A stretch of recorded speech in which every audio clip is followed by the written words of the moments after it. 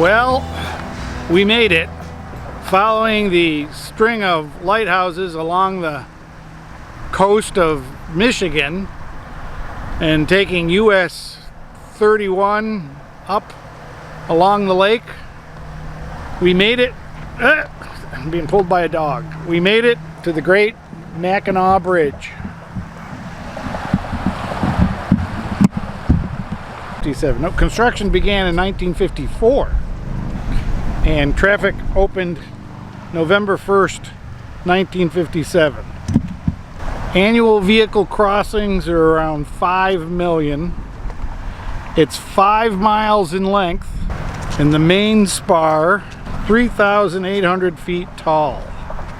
Length of the suspension bridge is 7,400 feet, and the total length of the steel superstructure is 19,243 feet. The height of the main towers above the water are 552 feet. Maximum depth of the water at the mid part, 295 feet. Height of the roadway above water at midpoint, 199 feet. And under clearance for ships at midpoint is 155 feet. There are 42,000 miles of cable on that bridge. There are 12,580 wires in each cable. The diameter of the main cables are 24 inches in diameter. And the weight of the cables is 11,800 tons. The fare to get across for a passenger vehicle is $2. Motorhomes are $5 per axle. Oh, passenger vehicles are $2 per axle. Motorhomes are $5 per axle. Commercial trucks and others are $5 per axle.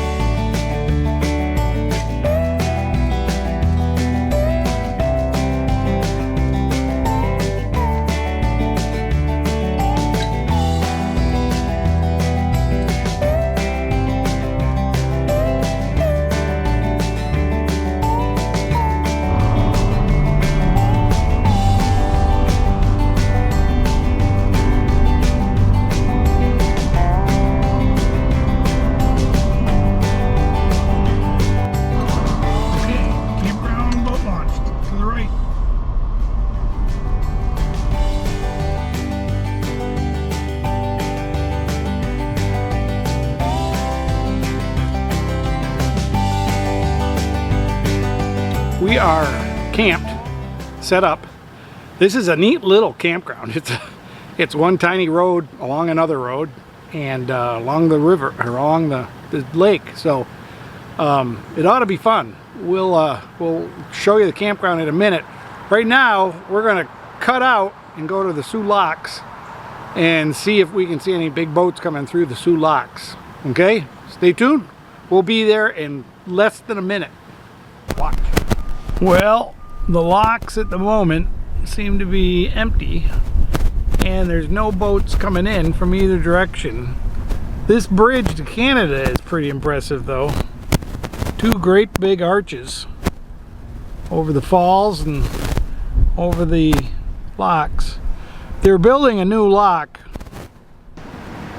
This is the Shipwreck Museum Historical Society. They're closed except on Thursday through Sunday, so we don't get them today. They won't be able to tell me about my great ancestors' shipwreck. We made it to the visitor center, but the lens seems to be cold and somewhat fogged. But obviously this is Army Corps of Engineers, which has been around for a long time. And there's a model how the locks work. They have a lot of things here because you really don't, you're really not going to see a boat today. It's the live camera, the locks.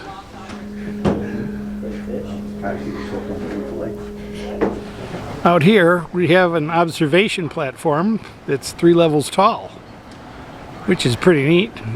We can go up in the top and look down into the lock.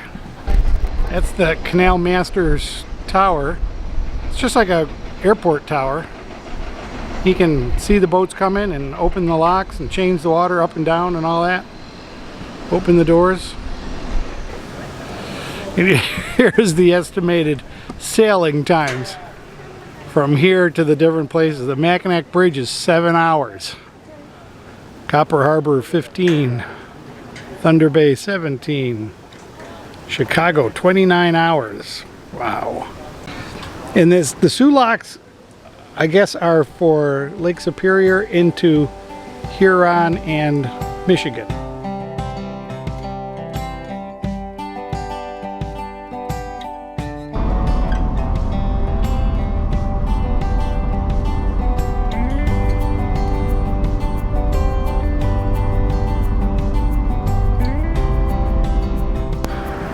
For those of you who don't know me very well, I am kind of a cemetery researcher and investigator, and this is a really neat find. We are in the Ojibwe Indian land and reservation, and this is their cemetery, and this is pretty cool. I don't know that there's bodies in all those boxes, but here's a neat thing on a tree. It says, among the Indians who moved from Naomikong to what is now the Indian Mission at Bay Mills was a little girl, Eliza LaBranche. It was Eliza who selected the tree, then only a twig, and planted it at the head of her grandfather Washaki's grave. He was born of the Caribou clan and chief of the Washaki band of Chippewa Indians. The tree, a white pine, was planted about the year 1848. You can try to read it yourself, but it's kind of shaky and not always in focus. But this is a great big white pine tree, and it's multi-limbed and everything, but it's pretty cool. A little editing there. There are headstones. I don't know why. And there's like one right here. But for the most part, there are just boxes without headstones. Well, this is our first look at Lake Superior. Yes, we've been to the Soo locks, but that's kind of like a river and a canal, and he likes the taste of Lake Superior. I'm trying to keep him from getting soaking wet. Look at that look. He just wants to go and attack waves. No. That's his, I want to kill things. Look.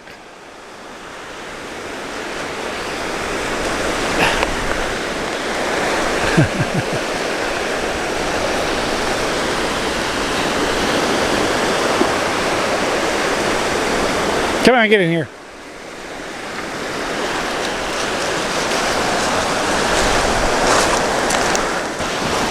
He's trying his hardest to drag me into that water. But we're at Whitefish Bay, and the waves are really kicking up. And I don't want him soaking wet. Come here.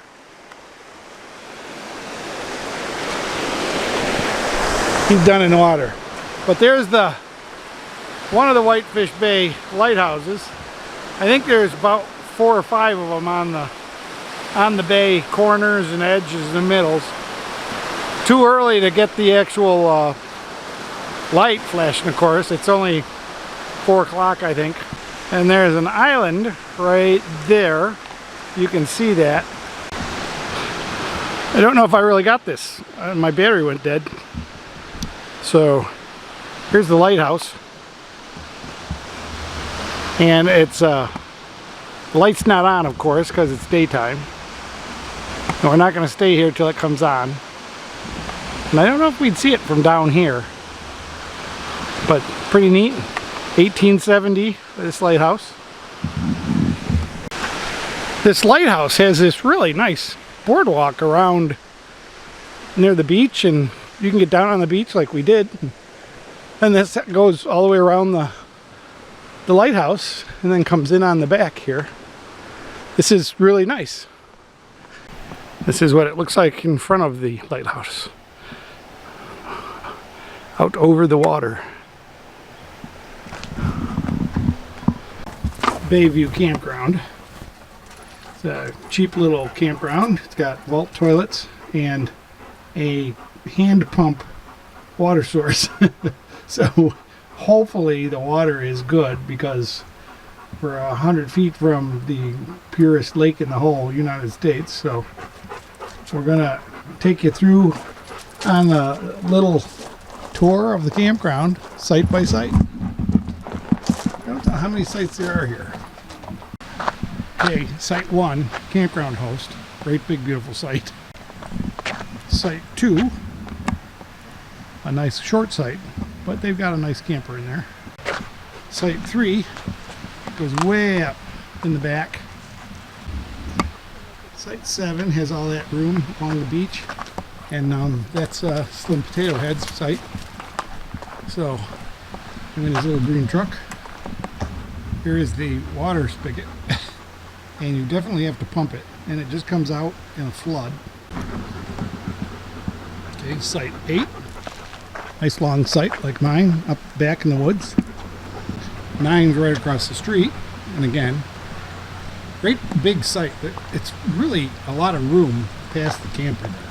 Site 11 with the big old chieftain on it, and he has very little room. I guess his room's way over there. This is 10, another way back, and a lot of room way back in there. Here is site 12, and that goes way back. It kind of takes a turn, so the people with that have a big camper, and they kind of put it around. 13, which I believe is back over there, but I don't know. It's got this pull-through site here, and then we've got like a group camp over here. Here's site 14, and again, it's a nice deep site in the trees, very private. 15 across the street along the shore. Got quite a few tents there. I think they're part of the big group. 16 is our site. It doesn't have the best privacy, but it's got plenty of room, that's for sure. Number 17. It's a nice camper back there. The vault toilets. Site 18. Camper, pop-up hybrid, way back there, and 19 right across the street. Goes way back, but it's not got a very RV friendly driveway, that's for sure. Now over here is 20, and it's a great big site. It's kind of RV friendly, I guess. You could get an RV way back in there.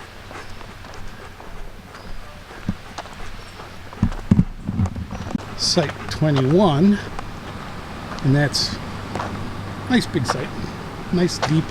22 across the street, same, very deep, very big. 23 is a lot more even and a lot more room. 24 is walk-in camping. 24 and 25. Well, folks, I think I'm going to end this video here because it's getting too long and there's a lot more to do. So I'm going to split it up. I'll put the second half on tomorrow. It won't be a whole week, it'll be tomorrow. The best part is coming up, so don't miss tomorrow's video.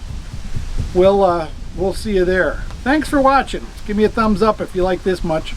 And hopefully you'll see a good thumbs up and comment generating video tomorrow. Alright? Thanks for watching. What do you want? What do you want?